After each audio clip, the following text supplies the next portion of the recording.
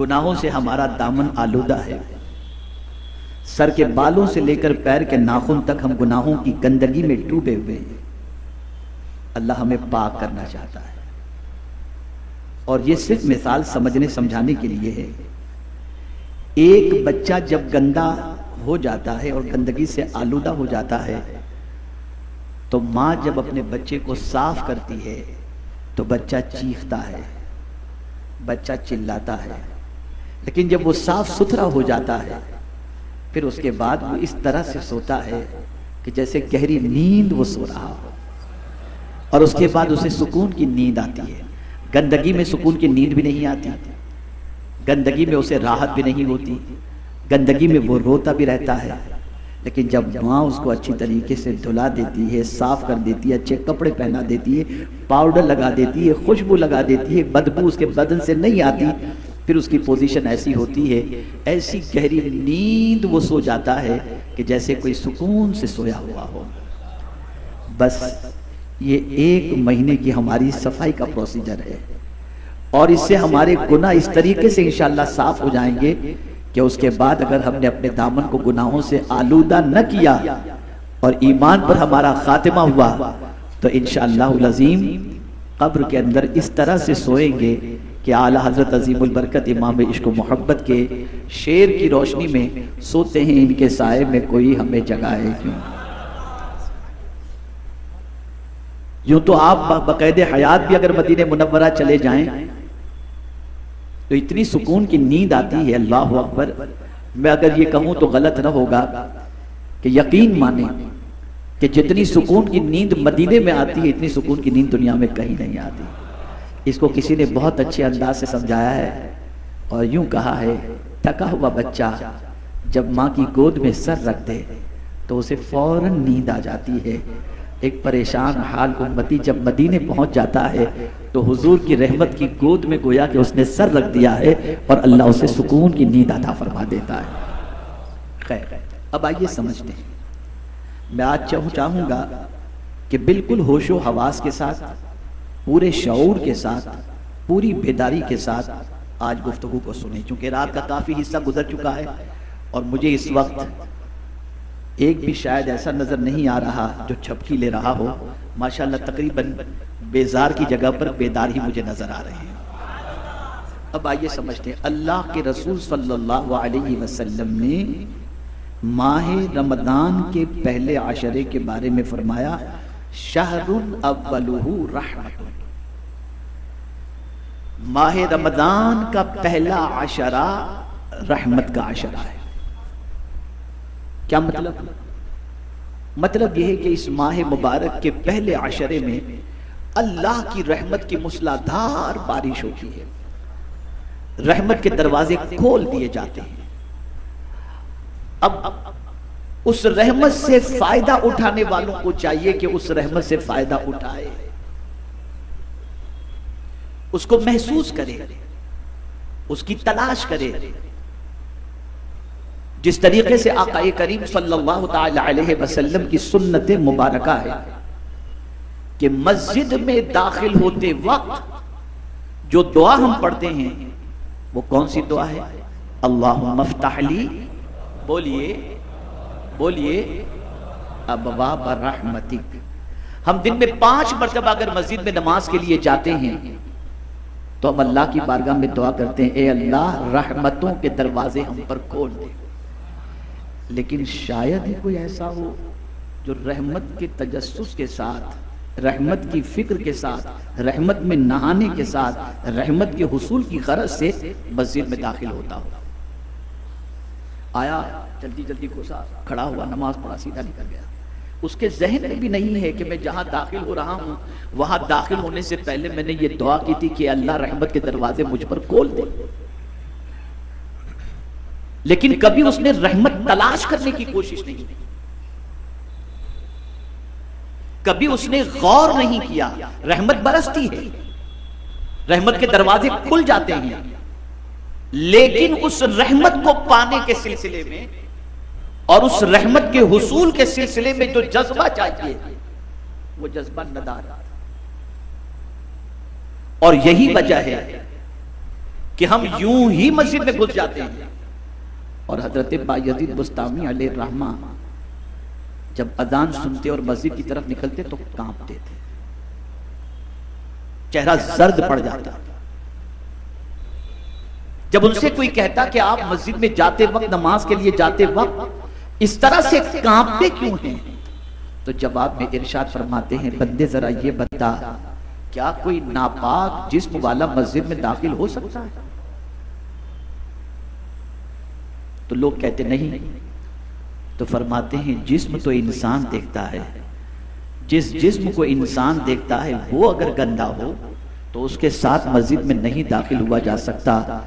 तो जिस दिल को खुदा देख रहा हो, अगर वो दिल गंदा हो तो उसे लेकर मैं मस्जिद में कैसे दाखिल? तो वो मस्जिद की अजमत को समझते थे। बहुत सारों को मस्जिद के दरो दीवार से आवाज आती थी, जैसा कि हजरत इब्राहिम इब्न अदहम रहमतुल्लाह ताला अलैह इबादत कर करके रात के वक्त जब थोड़ी सी थकान सी महसूस हुई तो मस्जिद की दीवार से उन्होंने टेक लगाकर मस्जिद में पैर को दराज कर दिए, लंबे कर दिए। तो आवाज आती है, ए इब्राहिम, क्या बादशाह के दरबार में ऐसे ही बैठा जाता है? तो हजरत इब्राहिम इब्न अदहम अलैहि रहमान ने अपने पैर समेटे और कयामत तक, यानी जब तक कि आप जिंदा रहे, जब तक आप जिंदा रहे, जिंदगी की आखिरी सांस तक आपने अपने पैर कभी मस्जिद में दराज नहीं। हम तो आए बेखौफ खतर, कोई टेंशन नहीं, यूं खड़े हुए, यूं हंसी मजाक, यूं बस चल दिए। तो जिस तरीके से मस्जिद में दाखिल होते वक्त हम दुआ करते हैं, ए अल्लाह हम पर रहमतों के दरवाजे खोल दे, और रहमत की तलाश नहीं करते, रहमत की जुस्तजू नहीं होती, रहमत को पाने की फिक्र नहीं होती, रहमत की तरफ तवज्जो नहीं होती, और यूं ही आते हैं, नमाज पढ़ते हैं, चले जाते हैं। ये अल्लाह का करम है कि सवाब से माला माल तो कर देता है, लेकिन जो उसकी रहमतें निछावर हो रही होती हैं उनसे हम कमा हक़्क़हू फैज़याब नहीं हो पाते। वरना आप क्या समझते हैं, ये इस वक्त आप और हम जो बैठे हुए हैं, एक तो मस्जिद भी है और फिर इल्म की महफिल भी है। आप जानते हैं हम कहां बैठे हुए? ये जन्नत तो है, रुए जमीन भी, बज़ाहिर हमें ये छत नजर आ रही है, लेकिन सैयदना फारूक आज़म रज़ी अल्लाह तआला अन्हु इरशाद फरमाते हैं, जब कोई इल्म की महफिल के अंदर बैठता है तो अल्लाह अपनी चादर रहमत उस पर तान देता है। तो बज़ाहिर हम इल्म की महफिल के अंदर मौजूद हैं, लेकिन हकीकत यह है कि हम पर अल्लाह की चादर रहमत तनी हुई है। इसीलिए सहाबा दीन की महफिल में शरीक होते थे, जाते थे। इसीलिए ऐसी महफिलों में बैठने वालों की अजमतें बयान की गई। बल्कि हदीस मुबारका में आका करीम सल्लल्लाहु अलैहि वसल्लम ने इरशाद फरमाया, आलिम बनो या तालिब इल्म बनो, या आलिम से मोहब्बत, आलिम की बात सुनने वाले बनो या आलिम से मोहब्बत करने वाले बनो, पांचवें न बनना वरना हलाक हो जाओगे। ये वो महफिलें हैं जहां अल्लाह की रहमत साया फगन होती है, लेकिन वो रहमत नजर किसको आती है? उस रहमत की बारिशों को कौन महसूस करता है?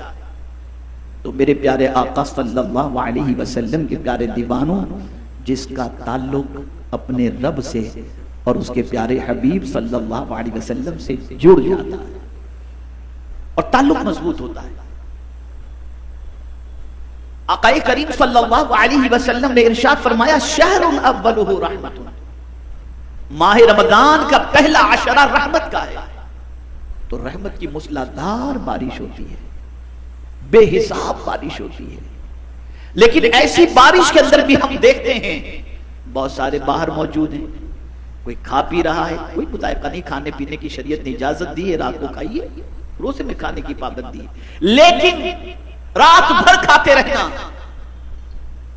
और इस मुबारक रात के अंदर और इन मुबारक अय्याम के अंदर बरकतों के हुसूल की फिक्र न करना, ये कितने बड़े ताज्जुब की बात है।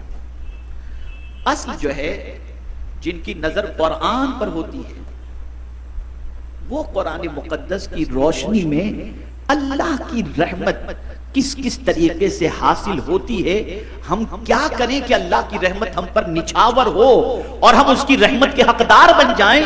इसमें कोई शक नहीं कि माह रमजान के पहले आशरे में उसकी रहमतों का नुज़ूल होता है, लेकिन परवरदिगार ने कुछ ऐसे अमाल बता दिए कि अगर बंदा उन अमाल का मुर्तकिब हो जाए तो गोया वो रहमत के समंदर के अंदर गोता लगा रहा।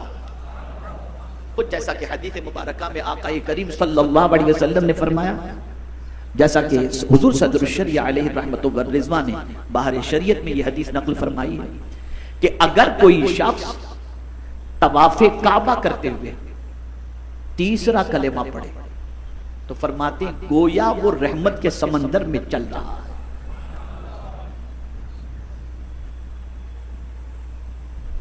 अब वहां हम जाते हैं तो बहुत सारों को देखते हैं बीबी के बगल में हाथ डाले हुए हैं, हंस रहे हैं, बात कर रहे हैं तवाफ। मैं ये नहीं कहता कि वो महरूम हैं या माला माल हैं, लेकिन इस तरीके से, और कुछ लोग जब अल्लाह के घर का तवाफ करते हैं तो इस अंदाज से तवाफ करते हैं कि उन्हें किसी की फिक्र नहीं, किसी पर तवज्जो नहीं, और वाकई वो समंदर में गोता लगाते हुए नजर आते हैं। तो ये एहसास के ऊपर है, ये फीलिंग के ऊपर है, ये कैफियत के ऊपर है। अब आज मैं आपको 2 4 5 आयतें, जितनी मुझसे मुमकिन हो सकेंगी, आयतें बहुत हैं, लेकिन मैं 2 4 5 आयतें मैं आपको बताऊं कि उन आयतों की रोशनी में आप और हम ये समझने की कोशिश करें कि अल्लाह अज़्ज़ा व जल किन लोगों पर अपनी रहमत की बारिशों को नाजिल फरमाता है। पहली आयत, इन्ना रहमतल्लाहि करीबुम मिनल मुहसिनीन, बेशक अल्लाह की रहमत करीब है नेकों के। मुफस्सिरीन यहां पर फरमाते हैं कि यहां मुराद यह भी है कि जो अल्लाह अज़्ज़ा व जल्ल से मांगता है, दुआ करता है, इल्तिजा करता है, गिरियोजारी करता है, सवाल करता है, तो अल्लाह उसे तसल्ली दे रहा है कि मेरे बंदे गम न कर, तू मांग रहा है, तू फिक्र न कर, अल्लाह की रहमत तो नेकों के करीब है, तू मांगता जा, तुझे रहमत से माला माल कर दिया जाएगा। नेकी करो, अल्लाह की रहमत के हकदार बन जाओ। दुआ करो, अल्लाह से भीख मांगो, अल्लाह अज़्ज़ा व जल्ल की रहमत से माला माल हो जाओगे। और बाद उशाक ने बड़ी अच्छी तफसीर एक ये भी की, बड़ी जबरदस्त तफसीर की। फरमाते इन्ना रहमतल्लाह, तो यहां अल्लाह की रहमत से मुराद मुस्तफा जाने रहमत सल्लल्लाहु अलैहि वसल्लम, आका करीम सल्लल्लाहु अलैहि वसल्लम की जात है, इसलिए कि हुजूर यकीनन करीब हैं। किसके? मोमिनों की जान से भी ज्यादा करीब हैं। अन्नबिय्यु औला बिल मुमिनीन मिन अनफुसिहिम, तो मुराद ये है, ऐ मोमिनों, अगर तुम आशिक मुस्तफा और सच्चे मोमिन हो तो तुम्हें गम करने की जरूरत नहीं है। अल्लाह की रहमत यानी हुजूर सल्लल्लाहु अलैहि वसल्लम तुमसे बहुत करीब है। दोनों के एतबार से देखें, एक तो ईमान हमारा पुख्ता होना चाहिए, तो हुजूर हमसे करीब हैं, नेकियों की कसरत होनी चाहिए ताकि अल्लाह की रहमत हमसे करीब है। यहां से ये बात समझ में आई कि माह रमजान के इस आशरे रहमत में हमें दुआ की कसरत करनी चाहिए और नेकी की कसरत करनी चाहिए। अगर हमने दुआ की कसरत की, नेकी की कसरत की, तो गोया अल्लाह की रहमत से हम माला माल हो जाएंगे और अल्लाह की रहमत हम पर निछावर होगी। इस माह मुबारक में तरावी में हम कुरान शरीफ सुनते हैं, तो ये उस वक्त जब हम कुरान सुनते हैं ना, कुरान जब सुनते हैं तो वो भी अल्लाह की रहमतों में नहाने के बराबर है।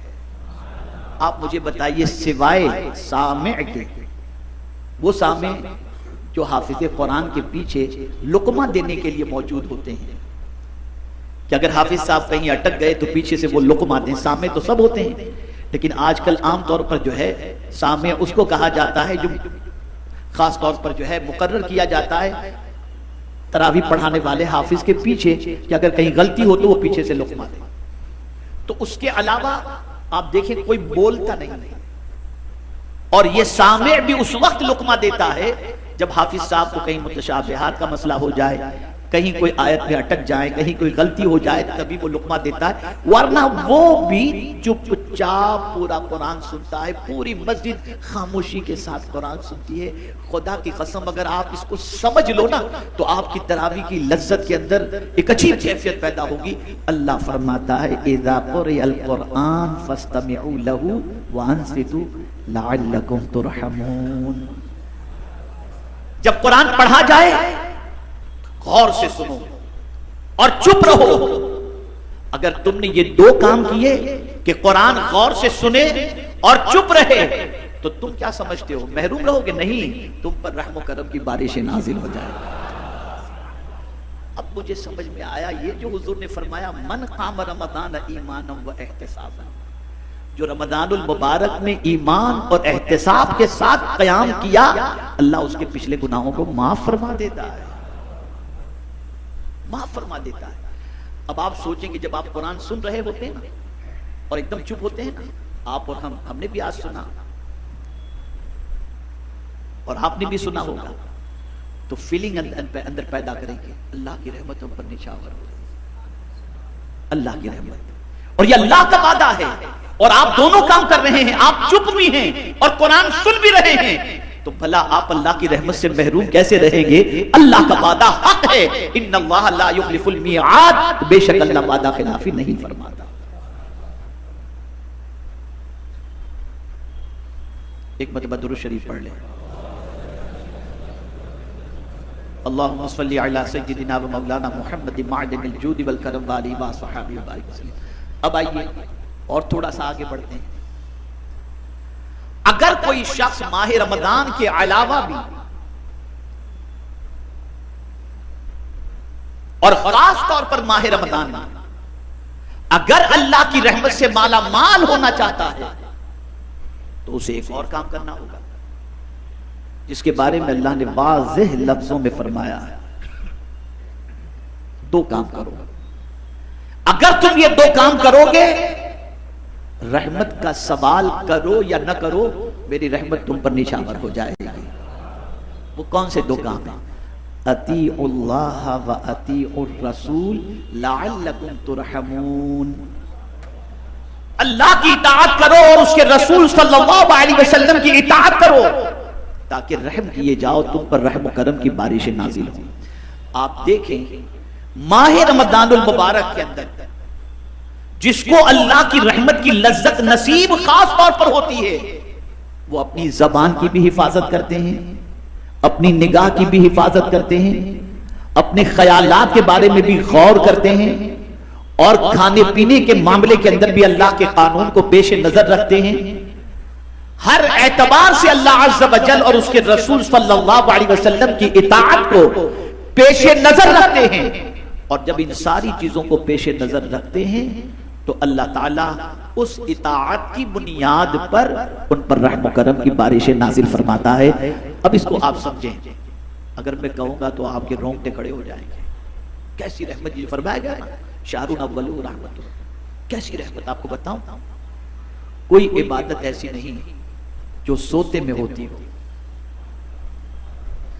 यार, कभी सीजन कारोबार का होता है ना, और बहुत भरपूर सीजन होता है जिसमें इंसान को खाने का टाइम नहीं मिलता, और कस्टमर की भीड़ भाड़ होती है, काम का लोड बहुत ज्यादा होता है, तो आदमी अगर भूखा रहे ना, तो उसके मुंह से बू आने लगती है, तो फिर वो चिंगम निकालता है, खाता है, लौंग लेता है, मुंह में डालता है, इलायची लेता है, मुंह में डालता है कि मेरी बदबू से सामने वाले को परेशानी ना हो। और मुंह की बू किसी को अच्छी नहीं लगती, लेकिन अल्लाह अकबर, मेरे करीब की रहमत देखो। रोजेदार का भी मामला यह है कि सुबह सादिक से लेकर गुरूब आफताब तक वो भूखा और प्यासा है, उसके भी मुंह से बू आती है, लेकिन ये बू इंसान पसंद करे या न करे, लेकिन अल्लाह के नजदीक इस बू की क्या अहमियत है? तो हुजूर सल्लल्लाहु अलैहि वसल्लम फरमाते हैं, रोजेदार के मुंह की बू अल्लाह को मुश्क से ज्यादा पसंद है। और इसी के साथ साथ रोजेदार सोया भी रहता है। अल्लाह की रहमत देखिए, रोजेदार सोया भी रहता है, तब भी उसके नाम अमाल में नेकियां लिखी जाती हैं। और एक बड़ी पते की बात बताऊंगा, आपका ईमान ताजा होगा। रोज आप सुबह करते हैं, मैं भी सुबह करता हूं,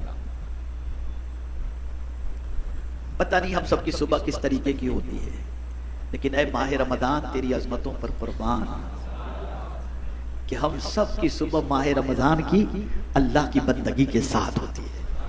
हम उठते ही सहरी की फिक्र, फज्र की फिक्र, तहज्जुद की फिक्र, इस्तिगफार की फिक्र, दुरूद शरीफ की फिक्र, तौबा की फिक्र, दुआ की फिक्र, इस फिक्र के साथ सुबह करते हैं। किसी और महीने में यह फिक्र हमारी नहीं होती और न इस तरीके से हमारी सुबह होती है। ये माह रमजान है कि जिसमें ये फिक्र के साथ और इस तरीके से हम अपनी सुबह का आगाज करते हुए नजर आते हैं। अब आइए और समझें, इस माह मुबारक के पहले अशरे में खास तौर पर एक दुआ करनी चाहिए, और वो दुआ कौन सी है? रब्बिग़फिर वरहम व अंत खैरुर राहिमीन। ऐ हमारे रब बख्श दे, रहम फरमा, और सारे रहम फरमाने वालों में तू सबसे ज्यादा रहम फरमाने वाला है। अब अगर कोई शख्स ये दुआ करता है, अल्लाह की बारगाह के अंदर रहमत की तलब करता है, रहमत की भीख मांगता है, तो मेरा परवरदिगार उस रहमत की भीख मांगने वाले को अपनी रहमत से इस तरह से माला माल फरमा देता है कि रब्बे कदीर जल्ल जलालुहु उस बंदे के लिए बख्शिश का परवाना अता फरमा देता है।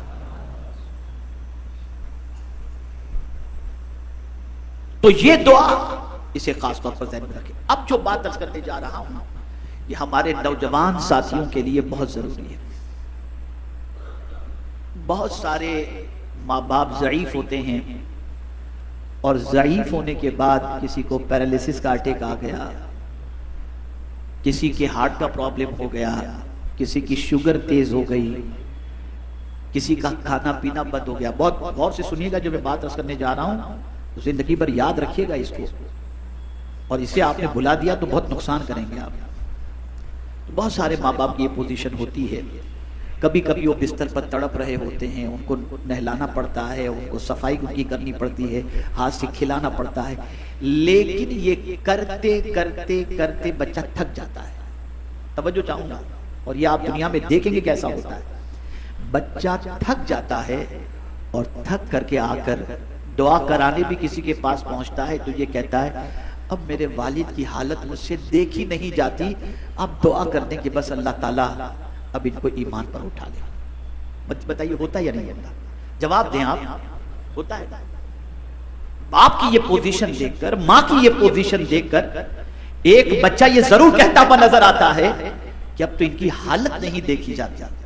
वो हालत का बहाना बनाता है, हो सकता है सही भी हो कि न देखी जा रही हो, लेकिन ये थक करके ये जरूर कहता है कि मेरे माँ बाप की या माँ की ये कैफियत नहीं देखी जाती, आप दुआ करें कि बस अल्लाह ताला ईमान पर खातिमा फरमाए। लेकिन खुदा की कसम मैं पूरे चैलेंज के साथ कहता हूं, अगर कोई बच्चा इस बीमारी में या ऐसी बीमारी में गिरफ्तार हो कि डॉक्टर कह दे कि इसके हार्ट के अंदर हॉल है और इसकी जो है ये पोजीशन है, इसकी ये पोजीशन है, इसको ये तकलीफ है, इसको ये तकलीफ है, और कोई बाप किसी के पास जाकर के ये कहता हो कि मेरे बच्चे के लिए दुआ करो कि अल्लाह मेरे बच्चे को उठा ले, हर बाप अपने बच्चे के लिए यही दुआ करवाता नजर आएगा कि दुआ करें कि अल्लाह मेरे बच्चे को शिफाए आजिला काबिला नसीब फरमाए।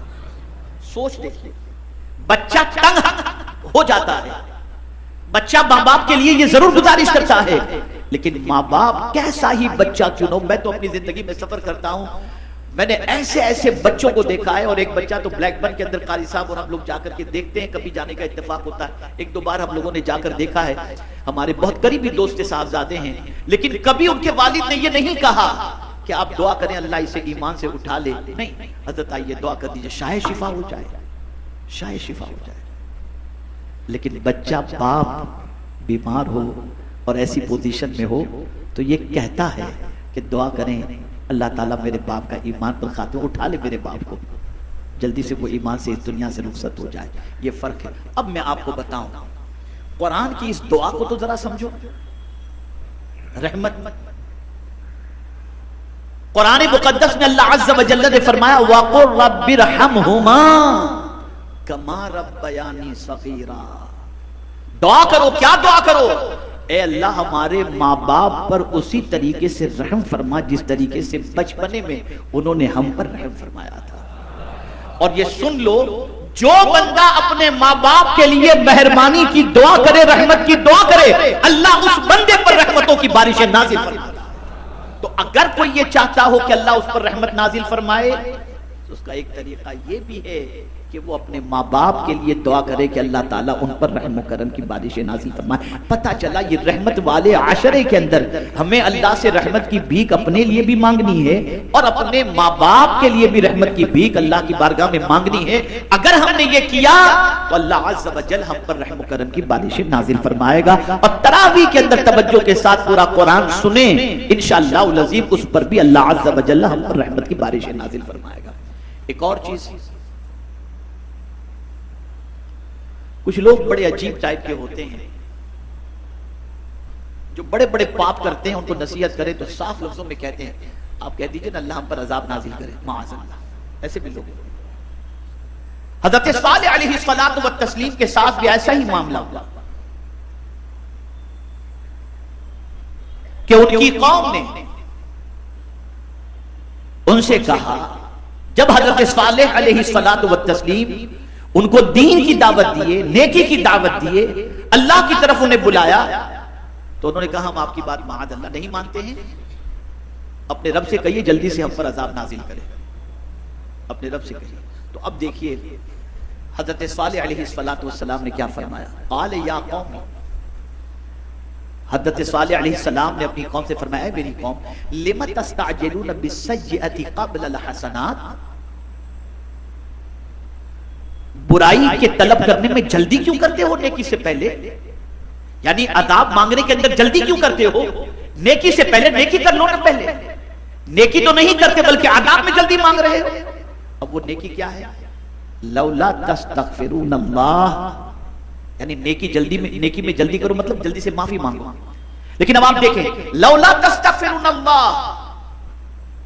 अगर तुम अल्लाह से मगफिरत क्यों नहीं चाहते, तुम अल्लाह से मगफिरत क्यों नहीं चाहते, तो अब सवाल ये पैदा होता है कि अगर अल्लाह से मगफिरत चाहें तो अल्लाह क्या अता फरमाएगा, तो कुरान कहता है लौला तस्तगफिरून अल्लाह लअल्लकुम तुरहमून, अल्लाह से मगफिरत क्यों नहीं चाहते ताकि अल्लाह तुम पर रहम फरमाए। पता चला अगर कोई अल्लाह से मगफिरत चाहता है तो अल्लाह उस पर रहम करम की बारिशें नाज़िल फरमाता है।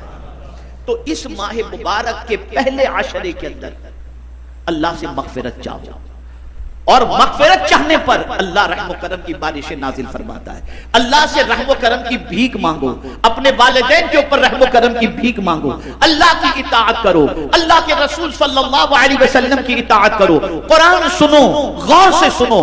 ये सारे वो काम हैं कि इन कामों के करने पर अल्लाह अज़्ज़ व जल्ल रहमतों का हकदार भी बना देता है और रहमतों से माला माल भी फरमा देता है। बस एक आखिरी आयत आपके सामने पेश कर,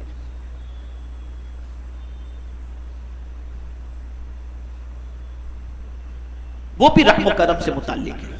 वो हादा किताबुन अंज़लनाहु मुबारकुन फत्तबिऊहु वत्तकू लअल्लकुम तुरहमून। अल्लाह फरमाता है ये किताब, इसको हमने नाजिल की, ये बरकत वाली किताब है, इसकी पैरवी करो और अल्लाह से डरो। जब इसकी पैरवी करोगे और अल्लाह से डरोगे तो फिर होगा ये कि अल्लाह तुम पर रहम करम की बारिशें नाजिल फरमा देगा।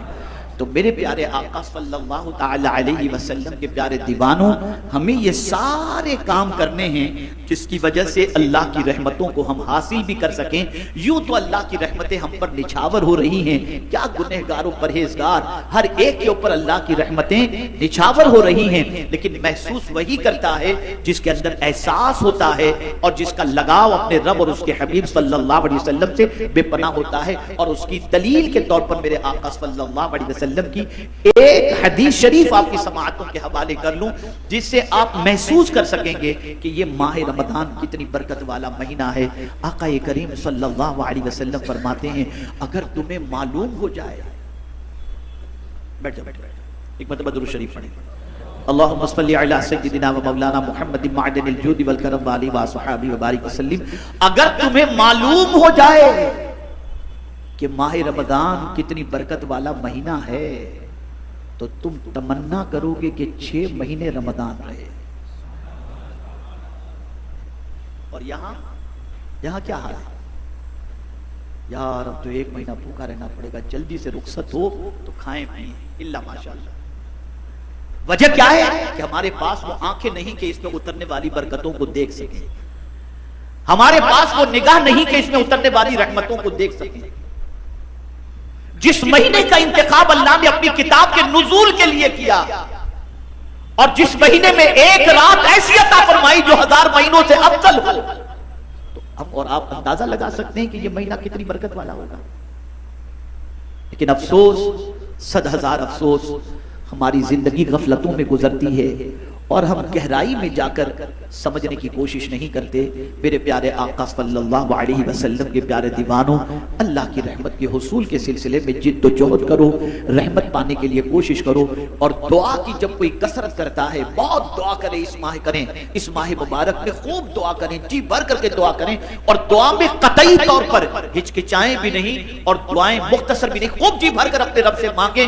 मेरा परवरदिगार मांगने वाले को पसंद फरमाता है और मांगने वाले को जरूर अता फरमाता है। तो इस माह मुबारक में दुआ की भी कसरत करें, इस माह मुबारक में खैरात और सदक़ात की भी कसरत करें। मान मुझे एक हदीस याद आ गई, वो भी रहमत से मुताल्लिक है, और वो ये है, इरहमु मन फिल अर्द यरहमु मन फिस समा। जो जमीन वालों पर मेहरबानी करता है, आसमान का खालिक उस पर मेहरबानी करता है। पता चला जमीन वालों पर इस माह मुबारक में रहमत मेहरबानी करते चले जाओ, जमीन वालों पर हम मेहरबान होंगे, आसमान का खालिक इंशाअल्लाह हम पर मेहरबान होगा। तो उसकी मेहरबानी को पाने के लिए जमीन वालों पर मेहरबानी करना होगा। इसीलिए हुजूर सल्लल्लाहु अलैहि वसल्लम यूं तो हमेशा सखी, ऐलान नबुव्वत से पहले भी सखी थे, ऐलान नबुव्वत के बाद भी सखी, और आज भी सखी ही है। इसी को मेरे आला हज़रत कहते हैं, वाह क्या जूदो करम है शहे बता तेरा, नहीं सुनता ही नहीं मांगने वाला तेरा। और फिर सखावत के बारे में आला हजरत ही का हक है ये कहना, इसलिए कि उन्होंने बहुत कुछ पाया था, ताल्लुक बहुत स्ट्रॉन्ग था ना, तो बहुत पाया था, उन्होंने बहुत पाया था। तो कहते हैं, मेरे करीब से अगर कतरा किसी ने मांगा, मेरे करीब से अगर कतरा किसी ने मांगा, दरिया बहा दिए, दुर्बे बहा दिए। यानी हुजूर से कतरा मांगो तो दरिया अता फरमा देते। इसलिए कि ऐसे सखी हैं कि कुछ अपने पास रखते ही नहीं। मुझे याद है कि लॉकडाउन के ज़माने में मेरे उस्ताद गिरामी के पास में थोड़ी देर के लिए हाजिर हुआ था, और उम्मत के हाल पर गुफ्तगू चल रही थी। कारोबार सबके बंद, घर में राशन पानी को, मैंने बहुत सारे ऐसे लोगों को देखा जिनकी पोजीशन ऐसी थी कि महीने में उनकी दुकान का किराया 1.5-2 लाख रुपया आता था, लेकिन दुकानें बंद, किराया नहीं आ रहा है, घर चलाना मुश्किल हो रहा था। ऐसे भी लोग मैंने देखे।